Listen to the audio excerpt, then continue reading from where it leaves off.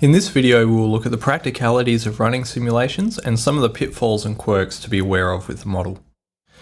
Once you've got some data loaded into a ferment, you can start running simulations to predict how the ferment is going to finish up.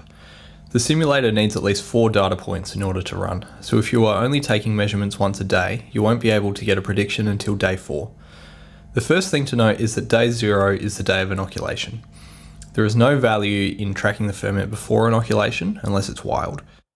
It is important to get an initial temperature for the ferment at day 0. If this is omitted, the simulator will assume a temperature of 20 degrees, and this can have a significant impact on the prediction if not correct. It should also be noted that the simulator is trying to learn about the behaviour of the ferment from the measurements it's given.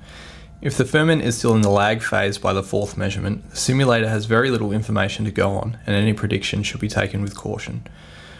The more data points the simulator has, the better the prediction will be.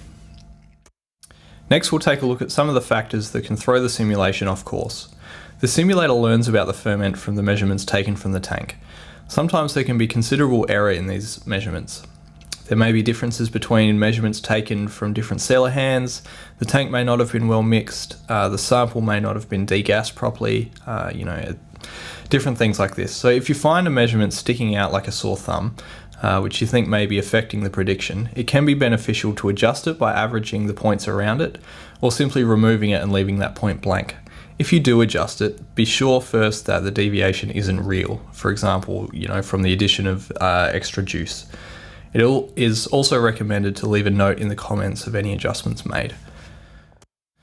There are a few settings which tune the model for different conditions, namely the climate switch, the ferment style, and the desired duration. Both the climate switch and the ferment style tune the model in a certain way which was found to be beneficial for those ferment types based on correlations built from many different ferments.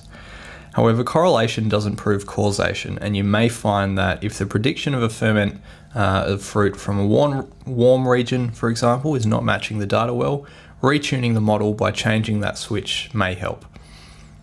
The desired duration sets the starting point for the particle swarm analysis and can affect the point of convergence if it's too different from the actual endpoint. You can change the desired duration at any time during a ferment, so if a ferment starts tracking quite differently from what was expected initially, you can update it to match your new expectations. If you're still getting a poor fit and you've recorded all of the actions and temperatures correctly, the ferment may be experiencing a more complex issue like oxygen deficiency, complex nutrient deficiency, sulfur dioxide toxicity, or something else, and deserves some winemaker attention. For the accuracy of the forward prediction, it is really important to anticipate the temperature profile and future additions that are likely to be made to the ferment. These don't have to be perfect, but it's important to understand that the simulator isn't assuming that any temperature changes will occur or actions will be performed unless told otherwise. So for example, if you tend to let the ferment warm up towards the end to make sure it gets through, but you haven't told the simulator about this, it's not going to take that into account in its prediction. It's therefore recommended to give a general temperature guide and action guide to define the standard practice. The easiest way to do this is by creating ferment profiles, and this is discussed in the Getting Started video.